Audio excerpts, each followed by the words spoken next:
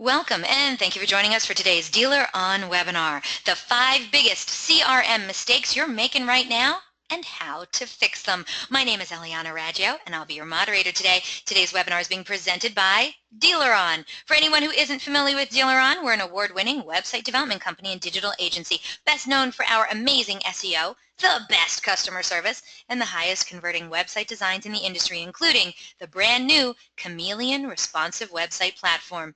We're so committed to lead conversion, optimization, and customer service that we're still the only company in the industry that offers a money-back lead guarantee program. Does your website company guarantee you a 50% lift in leads or your money back? Maybe you should check us out at our gorgeous brand new DealerOn website at DealerOn.com. We have an awesome show in store for you today. We're very pleased to have, sorry about that. I wanted to let you know eLead1 is a sponsor and exhibitor at the upcoming Women in Automotive Conference. It's this weekend. This unique event is going to be June 26th through the 28th in Orlando, Florida. And I'm going to be there. I'm going to be the MC for the event, so if you can make your way down to Orlando this weekend, well, we'd love to see you. To find out more about the Women in Automotive Conference and to get your tickets, please visit womeninautomotive.com, or you can check out hashtag WomenInAuto16.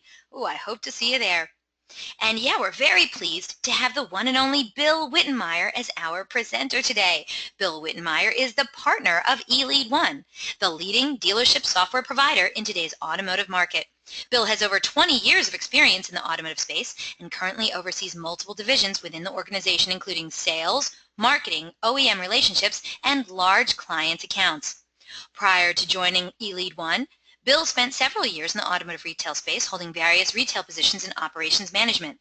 Highly regarded as a dynamic and motivational speaker, as well as an industry leader with non-traditional views, Wittenmyer speaks at several prominent automotive forums each year and contributes to top news publications and television business shows that reach industry business leaders across the U.S. Bill can be reached at BillW at eleadcrm.com. Now, during the presentation, if you have any questions, please use the question feature located on the corner of your screen to submit them. At the end of the presentation, we'll answer those questions of general interest. If we're unable to get to your question live, we're going to try to respond by email later today. Also, don't forget, a link to download a copy of this webinar recording will also be emailed to you later today for your reference. Please feel free to share it with your friends and colleagues. And guess what? Our good friends at eLead1, they're giving away an incredible prize today on the webinar. One of you very lucky webinar attendees is going to win an Apple iWatch. Everyone could use that. This sweet piece of wearable technology is valued at over $600. You have to be on the live broadcast to win it, though, so stay tuned. You could be the one winning this amazing prize today.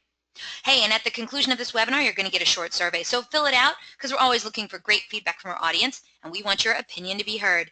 And by the way, do you tweet much? We hope you do. We'd love to see what you have to say about today's presentation, so please tag us in it. You can use hashtag DealerOnWebby. I'm at Eliana Raggio. You can also hit up Bill Wittenmyer at Billy the Kid Witt.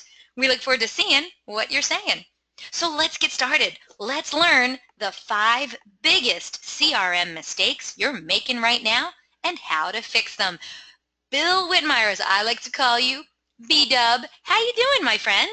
I am doing awesome. Always so happy to be in the presence of you and your professionalism. You make me feel so amateur. Like if you're an A player, I'm trying to get into the alphabet at this point. Is that so? Well, I'll tell you what. I wouldn't have you here if you weren't already a top-notch El Jefe. So thank you so much for being here today, Big Cheese. And I want to know, by the way, I got a request for this kind of a topic, so I'm really, really glad that you were able to step up to the plate and deliver this one for us today. Thank you so much. This is a really great topic, and I know you have a lot to get to. 5 biggest CRM mistakes. Oh my goodness, I can't even imagine. So why don't you tell the audience the kinds of things we're going to be learning about today, sir? Well, I think we'll take a look at the objectives first, and thank you for that great introduction. I feel like you've set it up for failure because I'm probably about average at the end of the day, and just, look, the sum of my experience is just the sum of my mistakes. So we want to look at getting peak performance from the CRM, and particularly employees. I think there's going to be a big piece that we're going to stress along the point that, look, it's not technology, it's really going to be people, processes, and I think you have to have some passion in there too. I kind of like the P's. Learn to connect smarter with consumers. I still think in our business, we haven't really dialed that in. We're still trying to connect with consumers the way we think it should be done and not necessarily the way they do. Understanding the technology and actually embracing it. I think there's still some people that we have in some of our dealerships that still kind of shun away from it. And maybe you're even allowed to because, I don't know, they're a veteran, they've been here for a long time, or they're scared of it. We don't like change a whole lot. We want to manage cross upselling opportunities. I think there's a real important key aspect that we still have not mastered inside the dealership environment, and that's tying all the departments together. We focus a lot on the sales side. I don't think we focus enough on intertwining that between the other departments and specifically service. Obviously, we got a giveaway, and then we'll have some question and answer sessions, and hopefully nobody will stump me and catch me for not really knowing as much as I think I know. So. I doubt that's going to happen. All right, take it away, sir. So I love Bill Gates. I love starting with different things and usually statistics. And Mark Twain, who is a wonderful person in our history, had some wonderful sayings. Too many to mention. One I use often is he used to say that there are three kinds of lies. He said there are lies, there are damn lies, and there are statistics. So I always like to start off with statistics. And you see I've got Bill Gates there, and you've really got to determine the management of information, right? Everything is where it's at right now, where you win or whether you lose. According to Gartner Inc., in the CRM software market, totaled $26.3 billion in 2015 after a number of years of strong growth. And this is all businesses, not just in the automotive industry. Obviously, CRM has been a watchword for about 15 years in our business and the different buzzwords as they come along. But given that level of investment, companies, no matter the industry, obviously want to get as much value as possible out of these costs. I mean, it's a cost at the end of the day.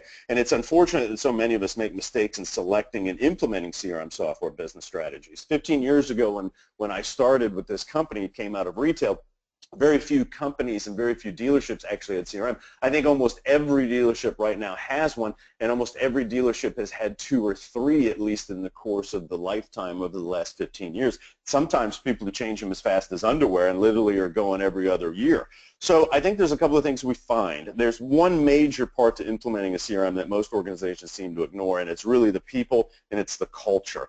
The average CRM project encompasses nearly 50% people and culture and 30% process. It's really critical to find the end to end the false pretense. Technology is the key to success surrounding CRM. It's not. It's the people and it's the process and making sure that it fits the culture that you have. The other thing is price is certainly a key criteria whenever you're looking at anything, but I don't think you want to select a solution strictly based on price no matter what you do. It's really important to find something that fits your organization, it's easy to use, and that your IT can support, right? You don't want to spend more on the balloons that you've got out front every weekend to try to hype up business as opposed to the technology that's really driving your business, so keep that in there. You need to make sure you maximize integration capabilities. There's so many great tools out there, and it's really key to make sure that you've got at least one logon or one place where it's integrated. I think if we ask people to go to a lot of different tools, the less tools are going to get used, but yet there's a lot of tools out there, and I think people are specialized. I think you should have those integration capabilities, make sure. Mobility is obviously central, and I think we've worn out a couple of words over the last 2 years. One is mobile, the second one is millennial. I'll use the term millennial in our discussion today. I hate the term. I think it's just another generational opportunity, and really we all cross-fit into that in some way or form or fashion. So make sure you've got mobility as a central part of your CM strategy, certainly as we go forward. And then finally, emphasize the upfront user education. Small group sessions, one-on-one training. I think it's really important to get away from the keystroke, here's how you do this. I think it's much more important to really incorporate it into the process and the process inside your store and how it works there. And I think that's kind of a couple of things that we'll take a look at. So first, lack of focus on CRM. Obviously, sales is a numbers game.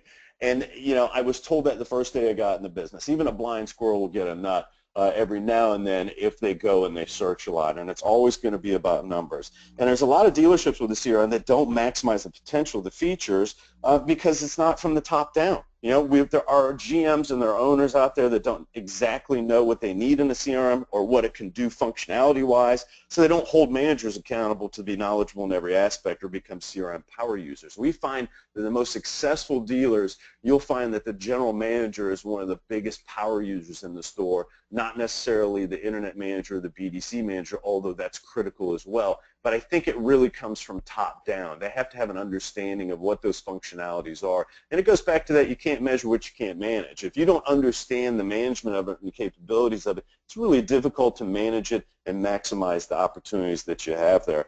You know, managers definitely need to be power users day to day. How can you expect the sales staff to do so if you don't do so? Kind of the general patent theory of leading from the front.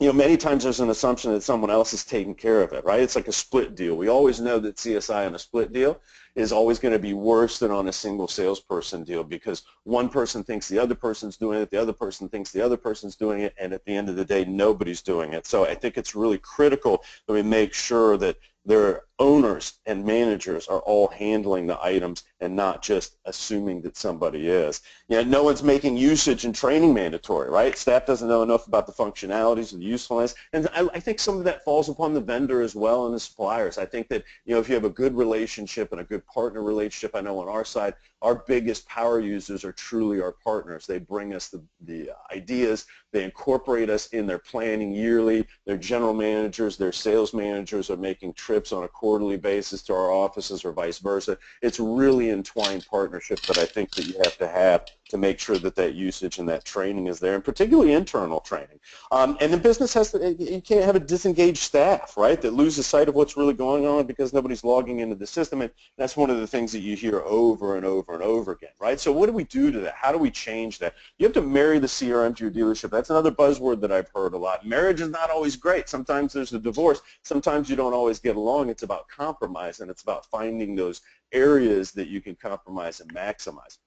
One of the things that we find is finding a CRM champion. I'm a big believer in having one throat to choke. I think if you have multiple people that have the same task, that what ends up happening is nobody gets it done, right? We all blame each other, we blame something else. But if you have one throat to choke, you have one person to go to that's held accountable on that. For all CRM-related activities, it's a massive, massive advantage for you. But make sure that you don't select IT as your CRM champion. Nothing against our IT people, they're wonderful. Sometimes they can be what I like to call the sales prevention department. You know, they're usually more in time with the security, the internet, and things like that, not necessarily how the business is run and the items that we need as frontline people. So make sure it's sales-oriented, and certainly with IT in a supporting role. Well, so that CRM champion that you're talking about, is that like a person who is going to hover over people to make sure that they're putting stuff into the CRM as well? You know, I don't think that you can do that. I've seen so many different ways that people have had lot hawks. They've hired ex-drill instructors from the Marine Corps to stand outside and count ups to make sure they go in. And look, in 30 days, any good sales staff will convince the strongest person in the world standing out there as a lot hawk of whether that customer was really a customer or not. You know, next thing you know, it's going to be, oh, no, that's my brother-in-law's sister's mother. They're just in for service. You know, there's all these different things that we end up doing. I think the CRM champion really needs to be more of an activities-based person. You know, we need to stop relying on results. We need to worry about the activities. If you worry and manage by activities, the results will be there. And I've told this to a number of people, and most people who know me know this already. I am completely unmanageable, right? I'm a speedboat in a no-wake zone with dead manatees behind me. And there's no way that you can control what I'm going to do. And Mr. Coggin, when I worked, it's just true. It's just true. So Mr. Coggin was smart enough to know when I worked for that organization that he could never manage me, but how he could manage me was through activities, and he assigned me activities, ended up being through the CRM, and that's how we managed how I got done. So I think that person needs to be somebody that's over the activities on a daily basis, and maybe you assign 6 or 7 activities, and we'll talk about this a little bit later in the program here, of what that might focus on, and then concentrate on those activities and really be that as a requirement for the job. It's just not about showing up and waiting for that next up or going and answering that next internet lead, right? A change in the company culture is truly required in some places. It's not as much today as it used to be, but you still have to manage the cultural obstacles. You know, there are going to be people that are going to rebel. There are going to be people that are going to say, I don't want to do that. It's work. It's, you know, somebody's watching over me. These are my customers. That's a classic sign that these are my customers. But the truth is they're not really anybody's customers but the dealership, and I know that's kind of hard to swallow for people, but most salespeople don't bring a ton of their own customers. If they do, they sell them in the first month because it's friends and family. And the worst ones you want to sell your friends and family anyway, because they're going to end up living with you, because everything that goes wrong in the car, they're going to come and they're going to want you to fix. So, keep in mind that it's the entire dealership's customer base, and that you really need to manage that culture. It's extremely important to do that. And you got to establish your CRM's value. It translates across the entire company. Demonstrate how CRM will make each employee more successful at the individual job. Most of us are not inherently organized. We're very good face-to-face, but we're not that great at detail. And the ones that are great at detail end up going to the BDC or F&I, and even then, F&I loses driver's license and copies of insurance, et cetera. So it's a fast-paced business. We tend to multitask a lot. You've heard me say before, look, multitask just means that you're going to do a lot of things badly. So just try to focus on those one or two activities and concentrate in there. Make sure you understand the different departments can all be successful. It's not just on the sales end. You can use it in F&I. You can use it in parts and service, and you can make those combinations. Everybody talks about garbage in, garbage out. It's really about tracking the results and the purity and the authenticness of what's going in there. And look, establish centers of excellence, right? You need to have customer-facing environments that are mobile, fast, friendly, fun. This needs to be something that's easy to do in our business. You need to do it on the fly. You need to do it on the lot. We need to do it outside of the actual dealership brick and mortar. There's so many opportunities. If you read back to some of those very old books from Zig Ziglar to any one of the old books that are out there about sales, the basics still pertain. They talked about going and generating your own leads, whether it's at the laundromat, your dry cleaning, whether you're out at a restaurant, you give a good tip. These are still all areas of opportunity to collect additional people that you can bring into the dealership for their opportunities. Everybody wants a car. Not everybody needs a car, but we interact with so many people throughout our daily lives, not just at the dealership. You really have to encompass that, and a mobile CRM will give you that ability to input that information, make notes so you can follow up later, not try to write on a piece of paper, stuff it in your pocket, ends up going through the wash and you never see it. And of course, you need to adapt incentives, right? There need to be incentives that are tied with this. We work based on incentives, good and bad. Most of us like to work towards positive incentives. So add some incentives in there, and obviously you want to make sure you're continuing to coach and counsel and measure those results. That's very, very strong and a good opportunity to do that. Second thing, we don't implement performance mandates, right? We don't demand accountability in every department. We don't account ability for a lot of people, whether they sell a lot of cars, and we say, oh, they sell a lot of cars. We shouldn't ask them to do that. Look, it's their job. It should be a part of the hiring process. It should be a part of the recruitment process, and it should be a benefit that you're here. This is things that we're providing for you as an additional benefit to work at this dealership. We want to make sure that you're tied into it. Especially when it comes to customer logging, you can only follow up with what's been logged. And I don't care who it is. I don't care if they're stopping by for a brochure. I don't care if they tell you that. People don't come to car dealerships to waste time. They don't come to car dealerships like they're going to buy groceries. They're coming there for a purpose. Whether they tell you that purpose or whether it's not, it eventually has to do with the purchase of a vehicle. And somebody's going to get sold on that lot every single day. The customer's either going to sell you that they're not interested and they're just there shopping, or that they're not ready, or you're going to sell them on the fact that you have a great opportunity, you're a strong professional salesperson, and that you're going to do follow-up, because people truly do want to be followed up with. And that's one thing, it doesn't matter on what side of your business, you have to do, and you have to do it very strong. And you have to do it unreasonably, because I'm going to tell you, we all think the world revolves around us, and it happens on the vendor side as much as it happens on the sales end side. We follow up with somebody a number of times, they don't get back to us, we all of a sudden start to write them off, they're a stroke, they're a flake, whatever terminology that's negative that we want to put onto it. And the truth is, maybe they're just busy. Maybe they have other things, and this is just not a priority right now, today, the moment that I was reaching out. So you have to continue to reach out to them, and then tell them you're going to reach out again. Tell them you're going to continue to follow up when you follow up. Plan your work your plan. You've got to make sure that you got an opportunity. You can't go on a trip if you don't know where you're going. I think that's really important to make sure that you have those activities. And I'll give you another tidbit, a freebie. Do the hardest one first. We all have that one customer. We all have that one hard one that we're trying to finish up, etc. We always try to put that off later because we want to get some positive stuff going first. I recommend doing the hardest ones first when you do your follow-up, because you get it out of the way and everything else after that becomes very, very easy. Make sure you've got the mishandled phone follow-up.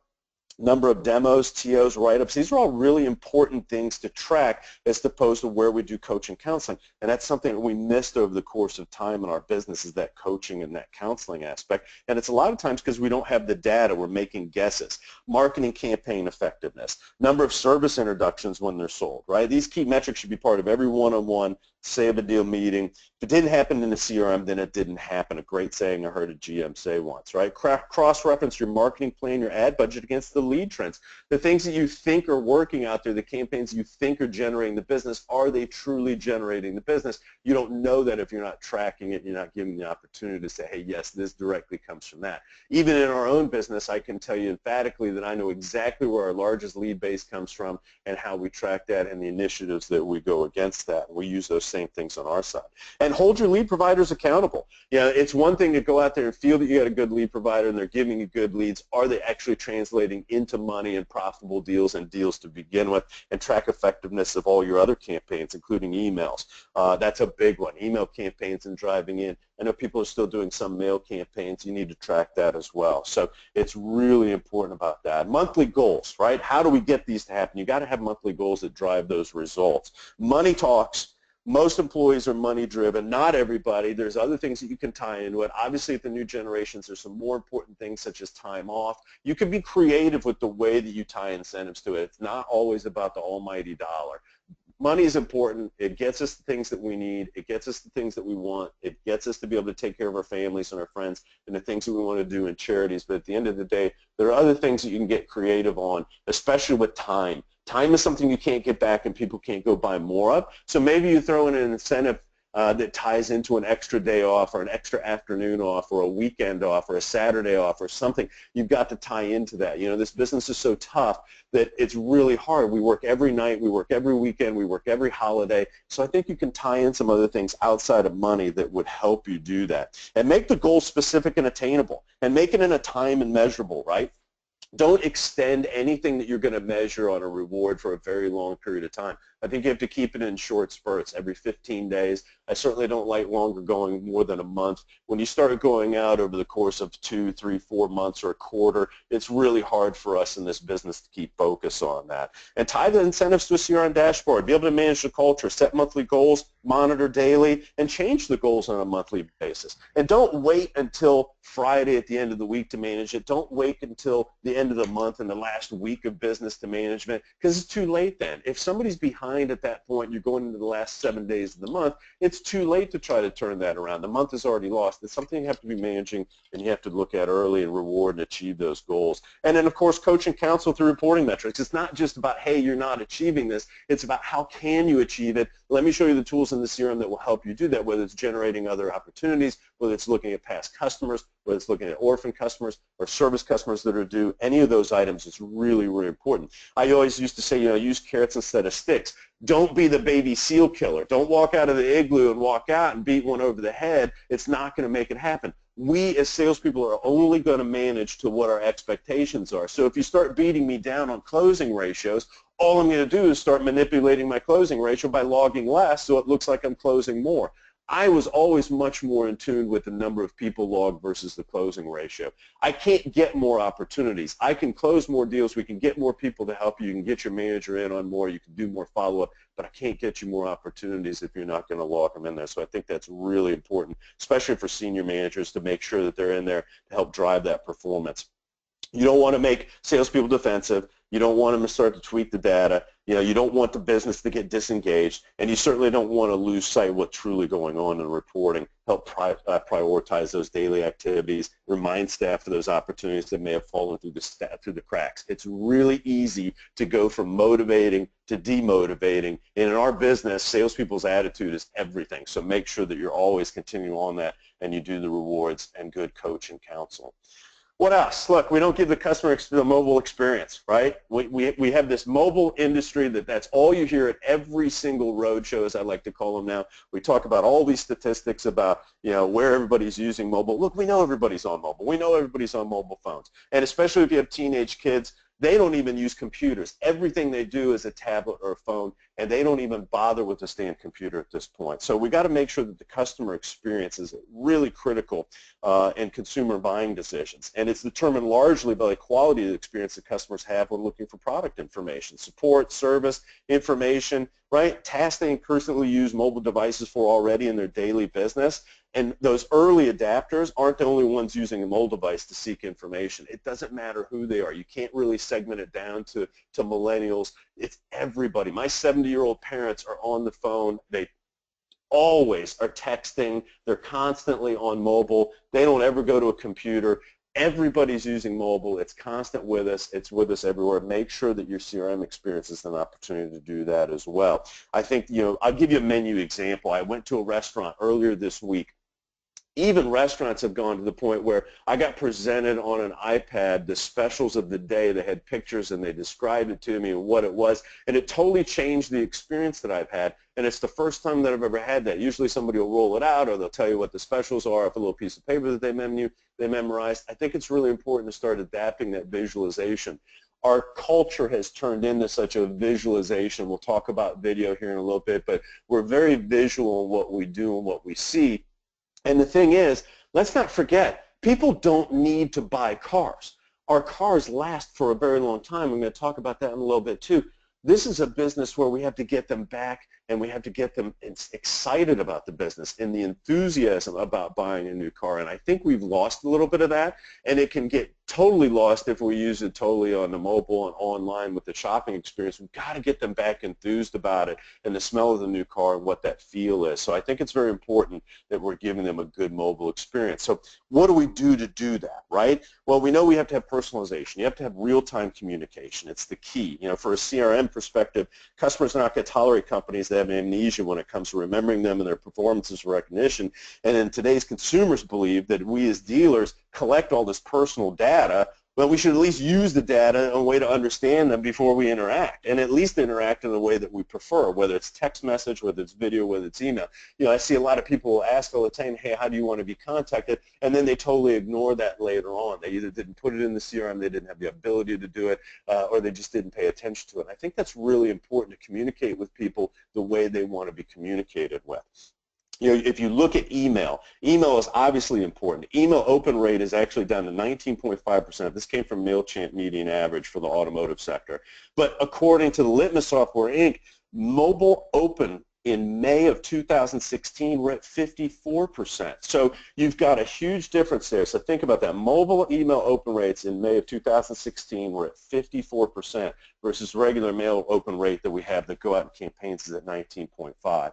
Text messaging, everybody knows how important this is. This has kind of been beat down into the dirt like millennials. We know that text open rate is 99%. I can get a text message from somebody I don't even like, and I'm still going to read it because it's sitting there on my phone. So people will see it. And what's really interesting is if they receive one with a hyperlink in it, 36 of them will click through that. And that's very strong compared to like an email marketing that only has an average click-through rate of about 3.2%.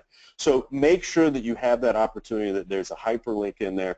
They're going to read the text messages, get the ability to do that, and make sure you're getting the acknowledgement and the acceptance from the consumer to do that. You can even call in on DirecTV, AT&T, all these other companies, and one of the first questions that they ask you is, hey, we want to provide you with information and updates or specials and incentives. Is it okay if we text you that information? And of course, that's their opt-in procedure. So it's really important that we're concentrating on how people want to communicate. Video. We know video research is massive, particularly online. It's the #1 format for encouraging brand consideration. According to eMarketer Media Buying in October 2015, the time spent viewing videos by the average U.S. adult grew over 20% in 2015.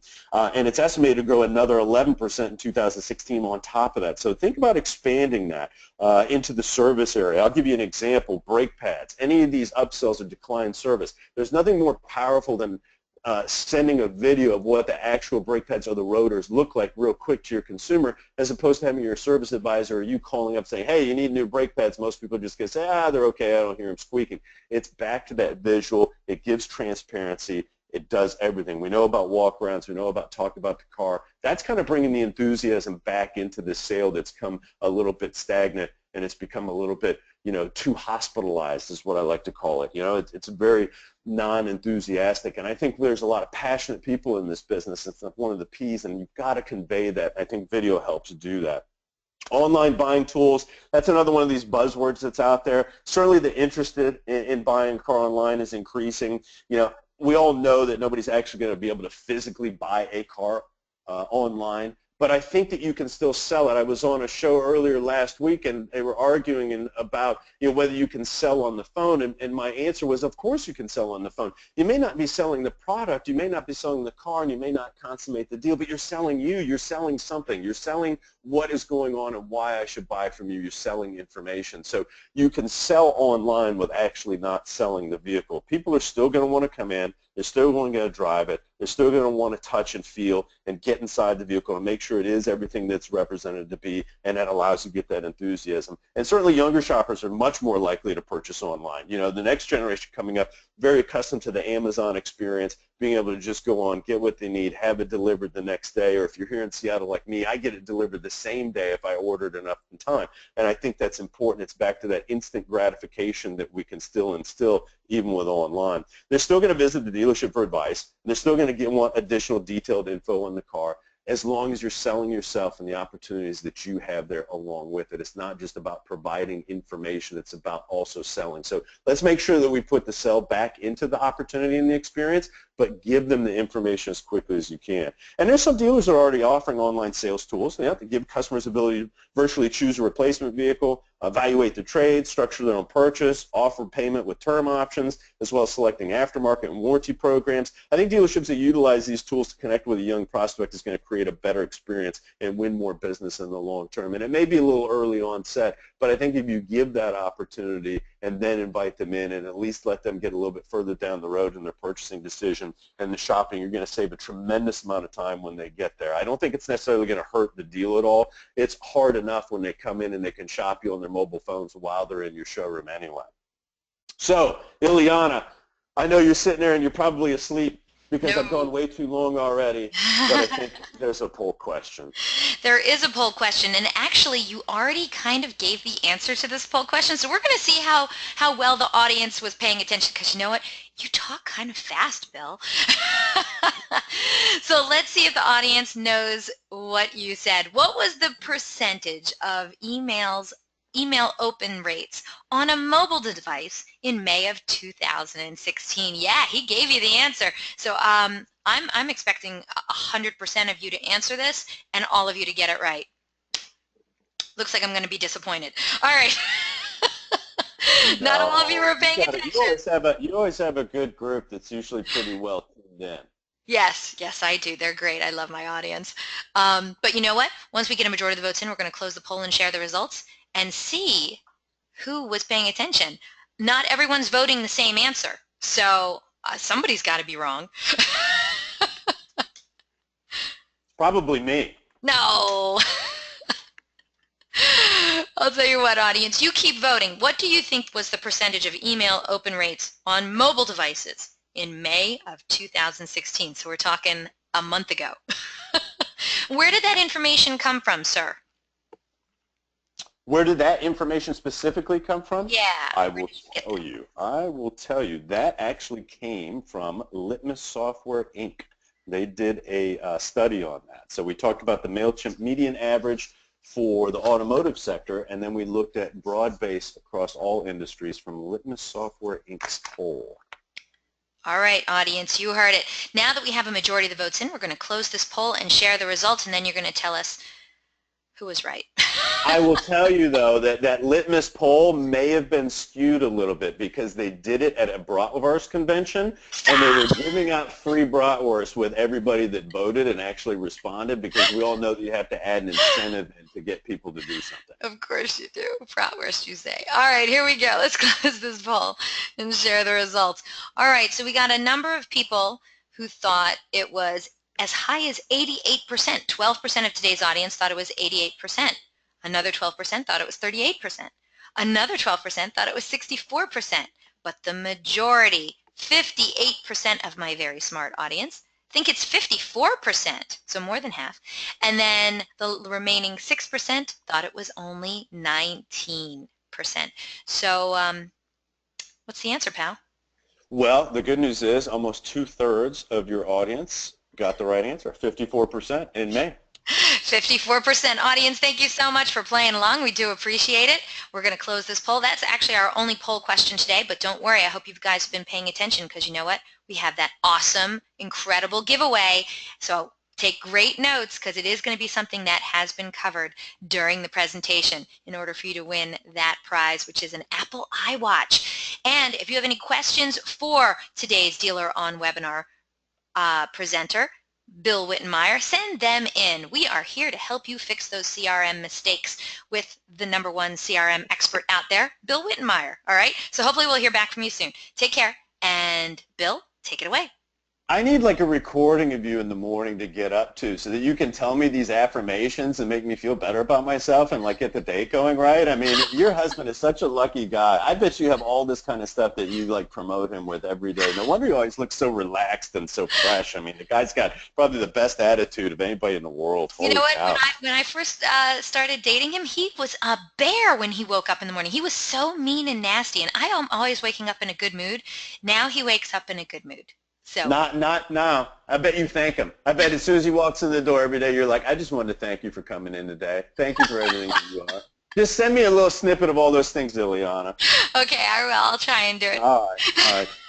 Number 4, not marketing fixed ops. I know a lot of people, and the majority of the people that usually sit in my seminars or my talks are certainly sales oriented. I always have been and always were. But I want to tell you that there's such a strong tie between fixed operations and sales. We all know that if they get a good experience in our fixed ops lane, that they're much more likely to come purchase a vehicle for us, right? They already like us, they trust us, they respect us. The next part is they got to do business with us. So there's a huge tie between fixed ops and there's a huge tie between sales. But we always concentrate on sales because we're so sales oriented. But what I want you to do is I want you to start thinking about, the fixed operations is really the heart of the net profits of a dealership. Doesn't mean a lot to us that don't own dealerships, but it should mean a lot to us from the standpoint that there's so many opportunities that go through there.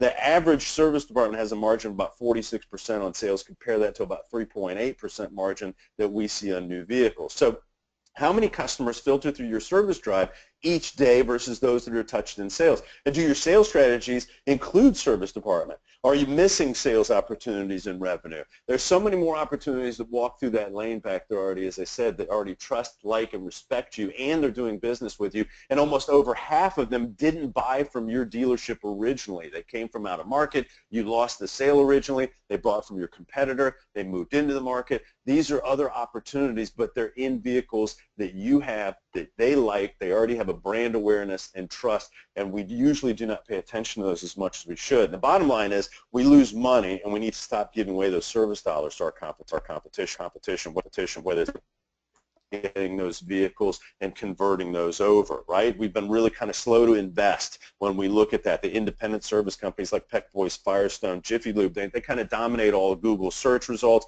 They provide the vast majority of online experience for shoppers, and we lose 70% of the market share to those independent service providers that are out there. But there's one thing those service providers don't have, other than the fact that they're not factory-trained technicians and they don't have the warranty. They can't sell another vehicle. So that's a huge opportunity for us, and we can retain more of those customers and service, and then we can make sure that we present to those customers and service, then we've got an opportunity. So what do, right? We talked a little bit earlier, people are keeping their vehicles longer. They're keeping them 37% longer than 15 years ago. Vehicles last longer than they used to. We know that they're much more reliable. You've got a higher retention rate. There's a lot of opportunities in there. So we did a recent sampling of 10 dealerships in October. There were 3 service customers for every 1 sales customer. And in some stores, that's being conservative. There's up to 5 or 9 service opportunities versus every 1 sales opportunity each and every day. So you look at average RO count versus a showroom up, right? So there's a huge difference in the opportunities there when the traffic's not a large foot traffic. And the foot traffic that comes in through the service lane may not have already been online and already researched and already 18 hours into finding what the best car deal is and what the best best prices, they're much more likely to pay a little bit more for good service. They haven't gone through the whole research phase. And look, everybody would love to move into a new car if it made sense and it fit their budget. We just have to give them the opportunity to do that. The average car and trucks, the average age of cars and light trucks is not 11.5 years old. Consumers are keeping cars, as I mentioned, 37% longer than 15 years ago, and that equivalates to 6.5 years as the average length of ownership of a new vehicle, right? So there's less frequent vehicle purchases, more service business, vehicles last a little bit longer, et cetera. Only 1 in 3 drivers are committed to an auto service provider, and these guys, dealers, we got to do a better job of keeping them. They're going all these independents.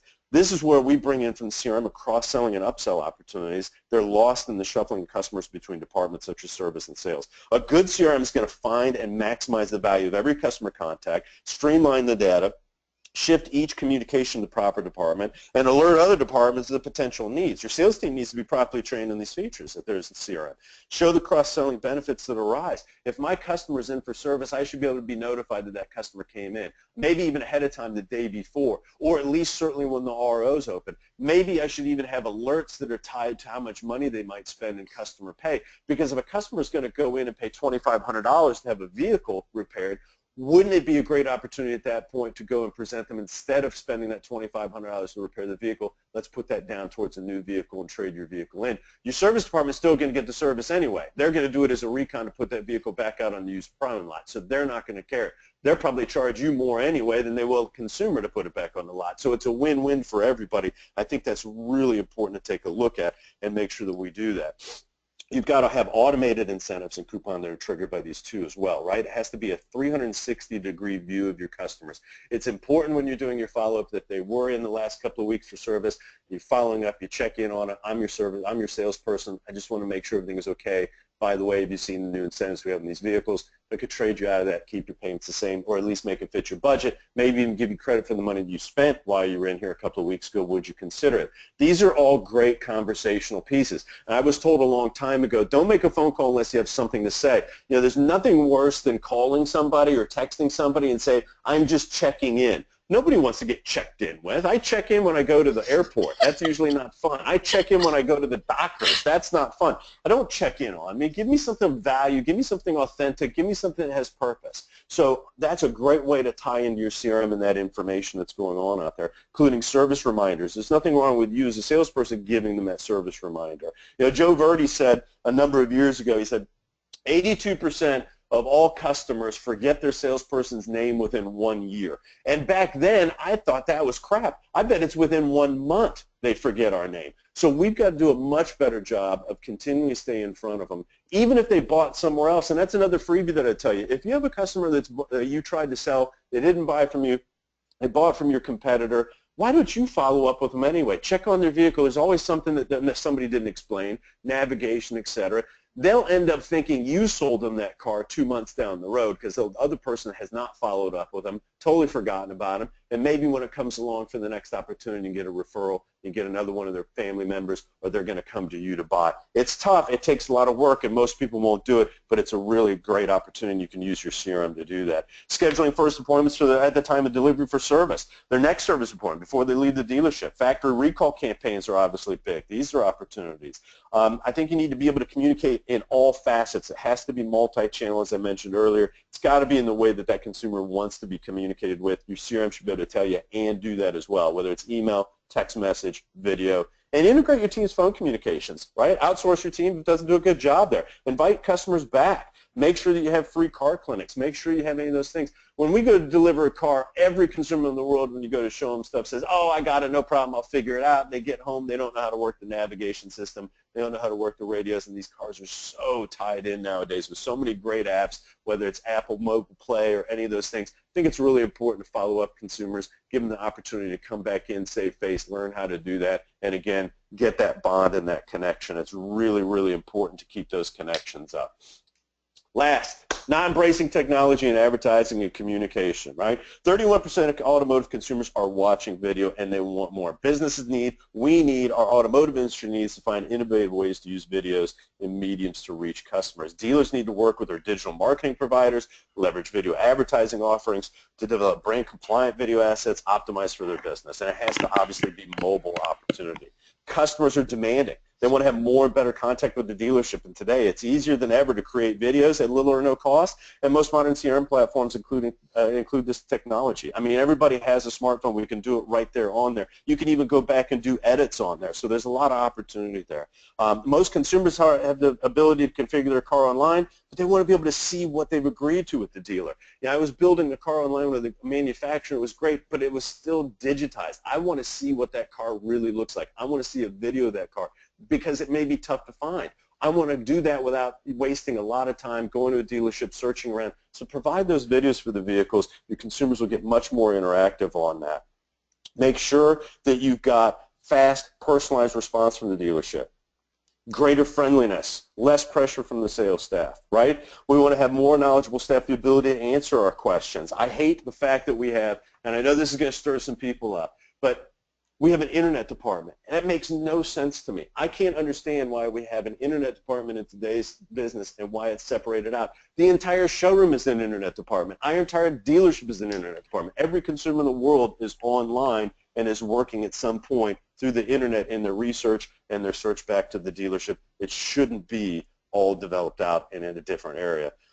We need to have the ability to give additional detailed information on the vehicle at their fingertips, ability to get to know the car physically, better atmosphere in the showroom and service, right? Simpler, more streamlined process. You can't be and say one thing online and be something when they come in. That's not authentic. You can't say we're the friendliest, cleanest, fastest, give you easy, quick staff, and when they come in, it's a long, drawn-out process, and the bathrooms are terrible. I mean, you can't do that. You have to be consistent across the board. Simpler, more streamlined process for financing, certainly agreements, warranty, and service, less administrative during the buying process. We've got to incorporate the CRM to be able to do that. It has to be the mobile, whether I'm out on the lot with an iPad or my mobile phone, and using less handwriting down pieces of paper or filling out 20 different forms in order to get an appraisal. It should be a very simple process where in your CRM you're putting it in once and it's printing out and taking care of everything else from then on. I don't go to the doctor and he doesn't sit down in front of me and pull out a piece of paper and a Sharpie and start telling me my different options on how he's going to treat me. And I wouldn't feel very confident if I had that either. So I think when we're making our second biggest purchase, we need to do a better job of making sure that we're digital, we're fast, we're friendly, we're fun, and we're making sure that we're giving those opportunities. So we're doing it quick. 360 view, a lot of information, much better advertising. And I'm going to tell you, television is way down, especially for shoppers under 50. And it's decreased nearly 20% for millennials the last 12 months. They're only down to 2.5 hours a day. They don't watch a lot of TV. Everything is going to be in video. It makes much more confident about product purchase, and it makes consumers consider companies that produce videos to be more trustworthy. And again, don't forget service. I keep stressing this. You can go back and incorporate ASRs and technicians showing the vehicle and the service upgrade, or maybe you could walk back there, show them what their vehicle currently looks like versus a new one, and send a video and say, hey, maybe you'd like to move into a new vehicle. My CRM's identified that you can do that, and here are the opportunities for that. They stand out on social media. We all know that, right? We talk about social media so much.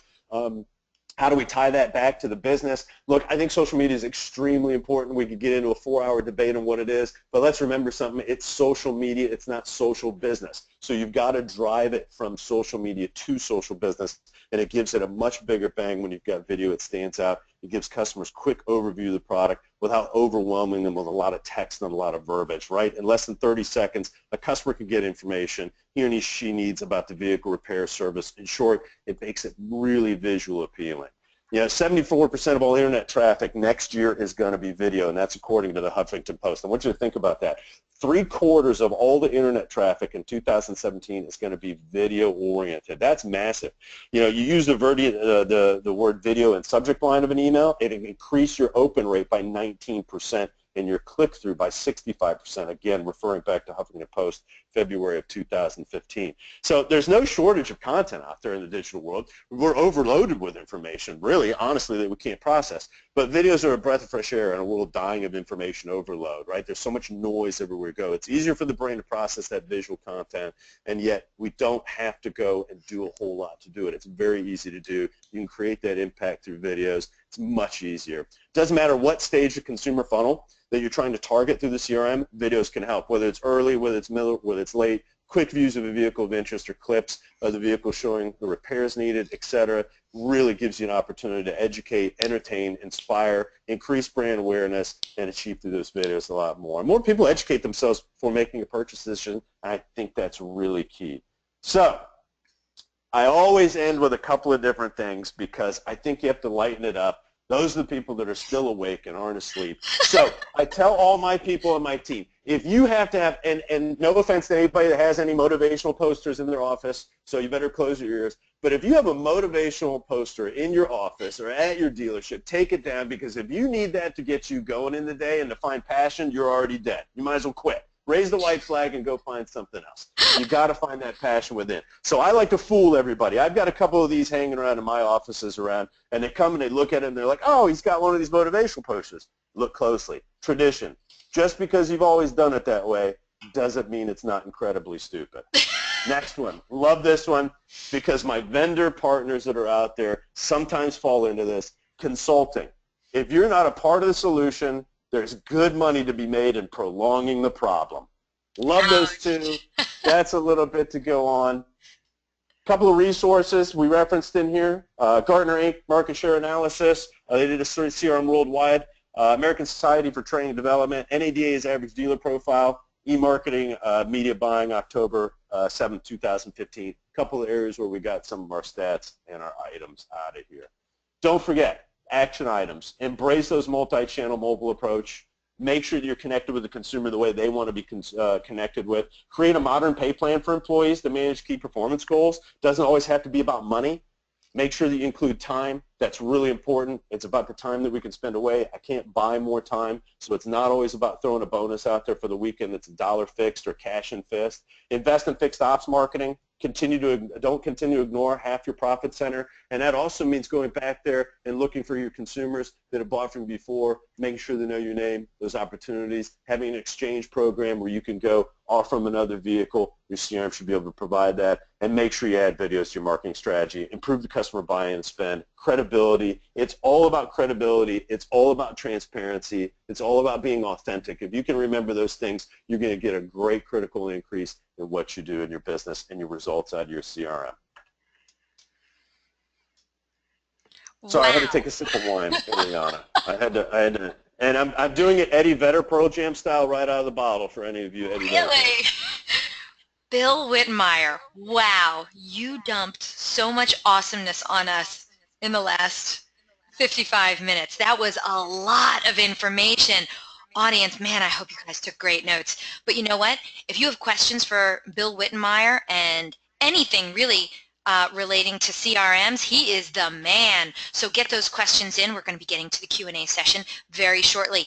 Before we do anything else, though, I would like you all to take a moment to check out the handouts section of your GoToWebinar interface. In there, you're going to see some helpful handouts from Bill Wittenmyer. Everyone on today's webinar is going to be able to download Bill Wittenmyer's slide deck. So that's first off. But if you check out that handout section, again, of the GoToWebinar interface, you'll see two other downloads that you can also get for immediate download. First of all, there's going to be an article in there that was originally published in Dealer Marketing Magazine just this month, June of 2016, and it's about solving the CRM puzzle with integrated technology. It's a very cool article. Maybe you've already caught it, but this one is easy for you to download right here. Very, very awesome article, so definitely want you to take a look at that.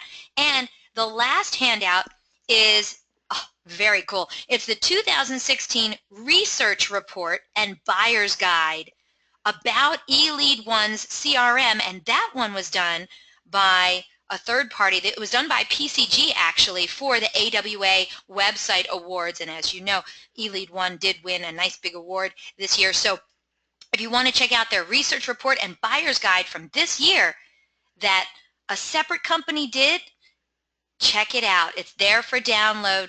Go take me up on it. 3 great downloads for you, all about CRM awesomeness.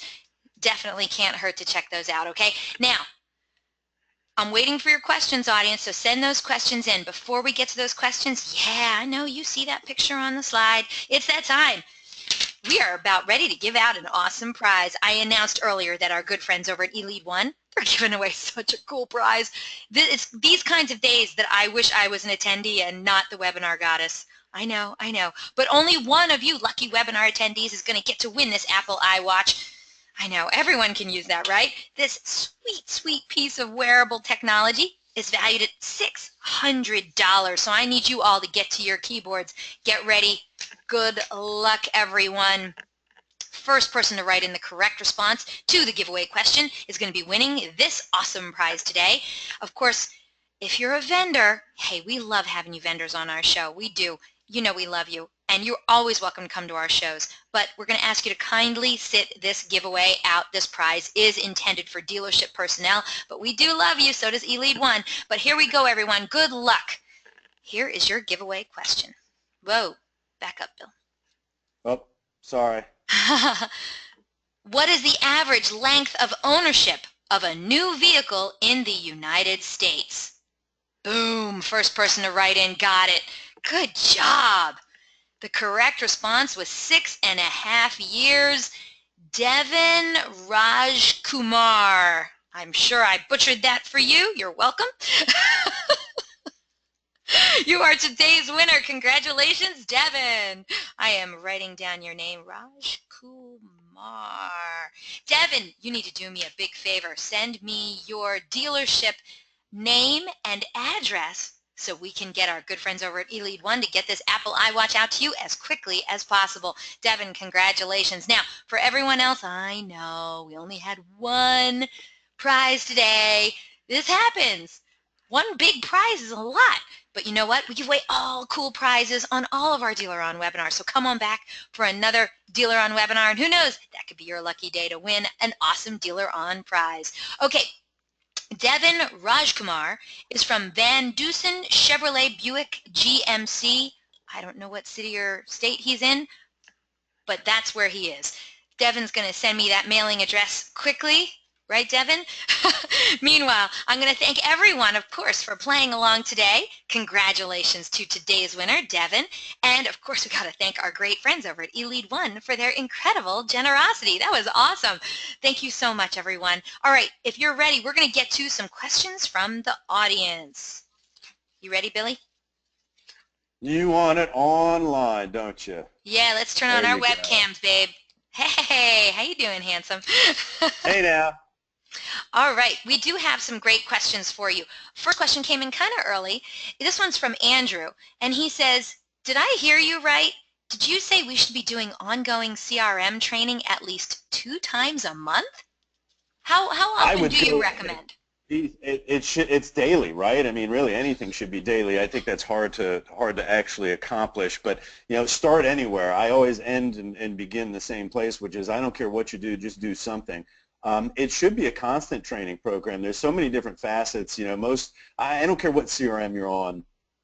Most dealerships are probably at a level 2, maybe even a level 3, which means they're 30% into it, right? They're doing some things extremely well, whether they're doing logging, they're doing follow-up, they're doing daily marketing plans, they're doing aggressive email campaigns, but then are they going further, right? Are they doing advanced opportunities in terms of other customers are out there? Are they going after the orphan owners? And not just with automated email, right? Don't make internet lovemaking is what I like to call it. Email internet lovemaking, where we sit there and we type back and forth or we send these generated pieces out there. So I think training can be continuous. There's so many different facets and so many different enhancements that any good CRM product is going to continually put out that it's almost impossible to stay up on it. So training should be regular. And you always have new people that are coming in. We know the turnover in our business, but look, if it's twice a month, if you can get that done, God love you. And really it should be all the time. Every time you're doing something, you should be learning. Thank you so much. Great answer and great question. Thank you so much, Andrew. All right, your next question comes to you from Tim. And Tim says, I'm just interested in Bill's opinion on a debate we have going on here at our dealership. Salespeople seem to feel that once they place a customer in the CRM, that it's their customer for life. Others see the customer as belonging to the dealership. As a CRM provider, what's your take on this? Well, comes from Tim. obviously I support whatever my clients want to do, and it obviously varies. My own opinion, since it was asked, I will give it to you, and I think it's a combination. You heard me mention earlier in here that, really it's the dealership's customer. Unless it's your mother, unless it's your brother, unless it's your, best friend, and not every person we meet is our best friend. We hear that a lot in our business. Look, if they're not coming over for Thanksgiving dinner, they're not best friends, and you don't have a great rapport with them. So let's establish that. Most of them don't fall into that category. So I think what you have to do is I think you have to tie it into the CRM, and it's based on activities. Look, it can be your quote-unquote customer as a salesperson if you're doing something with it, right? But if you logged it and 2 months from now I look in the CRM and you haven't done anything, you haven't made a contact, and I don't mean an automated email that went out on a workflow, but you haven't picked up the phone, you haven't talked to them, there isn't valid notes in there, then look, it's not your customer, it's the dealership's customer because you've chosen not to do anything with it. So I think I've seen a lot of strong dealerships that will tie it into that it's kind of both sides of the fence, and I don't mean to be ambiguous here. I think the dealership owns the customer at the end of the day. But it's up to us as salespeople to make that customer ours and for us to own it. And how do you do that? You have to work it. You have to continue to follow up with it. And I think the easiest measure when I go to look in, when somebody asks me, well, this is my customer, is when was the last time you talked to them? Was it valid? Was it even authentic? Was it even something that was pertinent? And I think that's a great way to look at it. So ultimately, I think the dealership owns it, but I think a salesperson can own that customer if they're doing the right things on a continuous basis out of the CRM. And I think that's where the divide makes for a very simple answer. Thank you so much. Great question, Tim. Appreciate it, and great answer, Bill.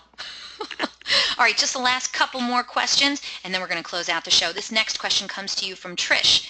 She says, what are the key performance items I should look for to make sure the CRM completely integrates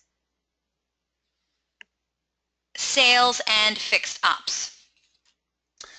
I think a couple of the key areas are going to be live real-time service information that also coordinates with salespeople and sales managers. An example of that would be when is a consumer coming in for a service appointment, right? I should have a dashboard that allows me to see that not only today, into the future, and into the past. So I should be able to look today and see all the customers that are coming in tomorrow that have service appointments, who they're tied to as a salesperson, and whether they have equity or not. I think that's a really key additional feature to look into, because you want to have a good conversation with them. You don't want to just walk out there and say, hey, hi, how are you?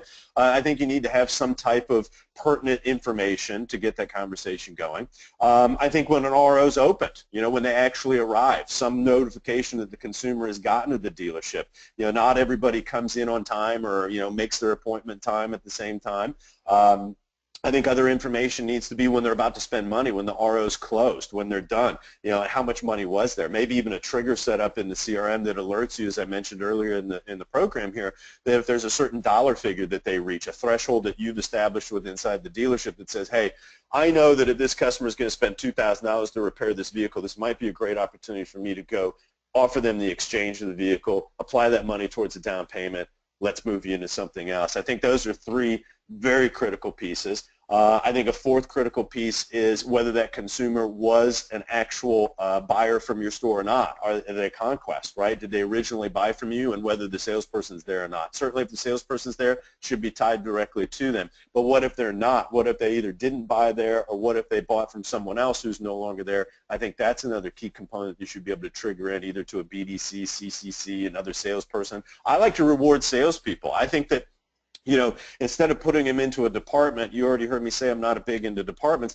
I think you reward the people that are there. If you've been there for a while, you continue to hit your activities and your marks. And it's not just about longevity. I know people that have been in business 15 years, they haven't done anything better today than they did 15 years ago. I shouldn't reward that. I mean, they're actually doing activities and they have a couple of those things. I reward them with those opportunities, and I focus them and track those customers over to them. So I think there's 4 or 5 different critical pieces that you need to have tied in with the service aspect, and then transparency and communication. You need to be able to see what service is communicating to them as well. Are they due for an oil change? Are they due for something else, or a 30,000 mile? That should be tied in, and all that service history should be tied in directly on your sales side as well. So that's probably 5 or 6 different things that I think are really key to tie those departments together, certainly through the CRM.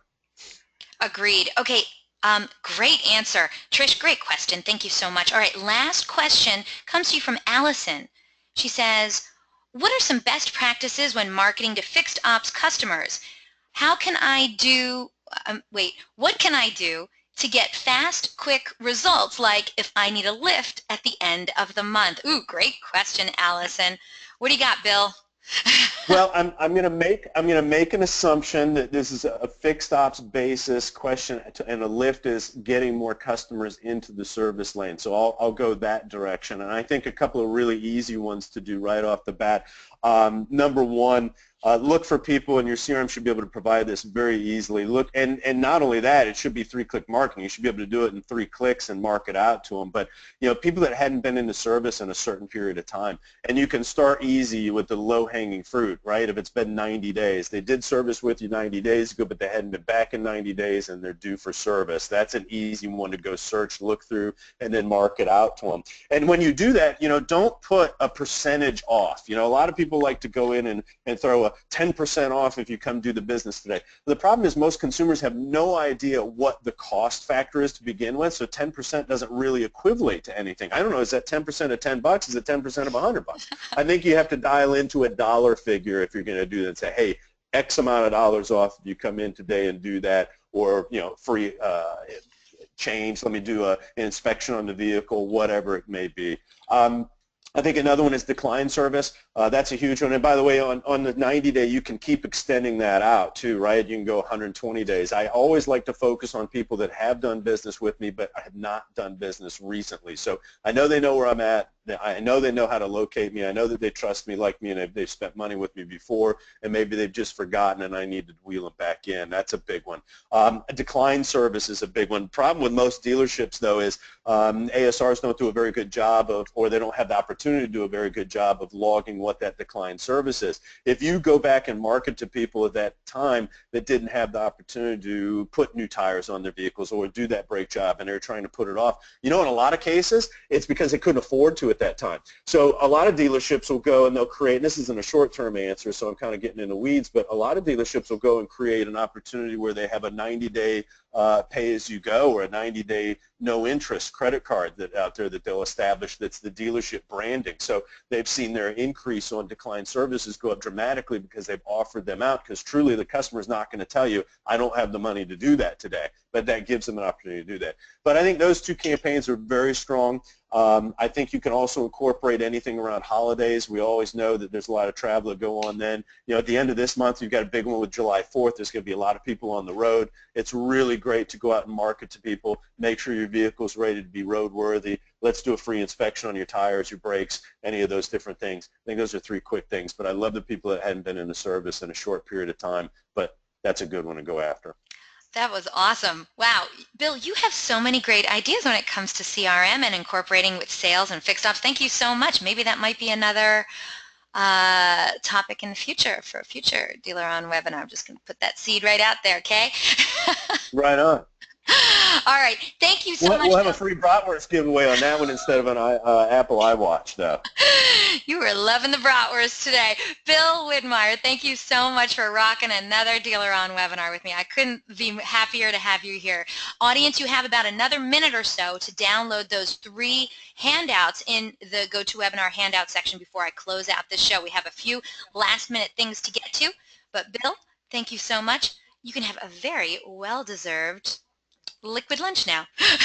Thank you so much. Thanks for having me on, as always, Ileana. It's such a pleasure. It's always a great day when you're here, BDub. Thank you so much. Fantastic presentation. I want to remind the audience that a link to download this webinar recording is going to be emailed to you in just a little bit, few hours actually. But you can also find this webinar recording on DealerOn.com/webinar within 24 hours. All you have to do is go to that link, and there you can view our upcoming webinar schedule or access any of our past webinars too. And yeah, feel free to share it with friends and colleagues. It was a great one, right? Also, at the conclusion of this webinar in just a minute, you're going to get a short survey. So when you do, fill it out, please. It's only 6 questions. We'd really appreciate it. It helps us improve, and we're also asking you for your feedback. We want to know what kind of topics would you like to hear about. So let us know, all right? Once we get those, we always look them over, so your feedback is very important to us. And by the way, eLead 1, very important, is a sponsor and exhibitor at the upcoming Women in Automotive Conference. It starts this weekend. How do I know? Because I'm going to be there. I'm emceeing that event. I'm so excited about it. It's in Orlando, Florida. So if you are any place near Orlando, Florida, please come to the Women in Automotive Conference. You can check out more information on it at #WomenInAuto16, or you can even go buy some tickets, or even all kinds of stuff you can do at womeninautomotive.com. Gosh, I really hope I get to see you there. And invitations will be going out tomorrow for our next DealerOn webinar, how to increase your appointment show ratio today. Do you want to know how to increase your appointment show ratio today? Yeah, you do. In this fast-paced 1-hour webinar, sales trainer Jennifer Suzuki is going to show you how. She knows exactly what you need to say to your prospects to get them to show up, and she's ready to share these incredibly valuable tips with you. Attendees of this fantastic presentation will learn how to analyze data and statistics to understand the competition process and improve your odds. Proven techniques for setting strong appointments, examples to execute during live phone calls, voicemails, appointment confirmation phone calls, text messages, video messages, and emails, how to assess your current appointment strategies and identify areas to strengthen for improved outcomes, and the proper execution of these action-based techniques. This amazing presentation will swiftly influence your sales by dramatically increasing your appointment show ratio. You owe it to yourself to see the impact that these strategies can have on your bottom line. So are you ready to increase your appointment show ratio today? Then don't you dare miss this webinar. Don't forget, DealerOn's weekly webinars are held Thursdays at 12 noon Eastern, 11 a.m. Central, 10 a.m. Mountain, and 9 a.m. Pacific. And we have some amazing webinar subjects planned for the rest of 2016. But if you have questions, comments, or suggestions, I'd love to hear from you. Track me down online. I'm everywhere. I'm on Google+, I'm on Facebook, Twitter, you name it. I'm on all the automotive social networks. So hit me up on any of those, or just email me directly. It's very easy. Eliana@DealerOn.com. I'd love to hear from you. And I want to thank you all so much for spending this time with us today. We hope to see you all on another webinar in our continuing education series. Take care and have a good one.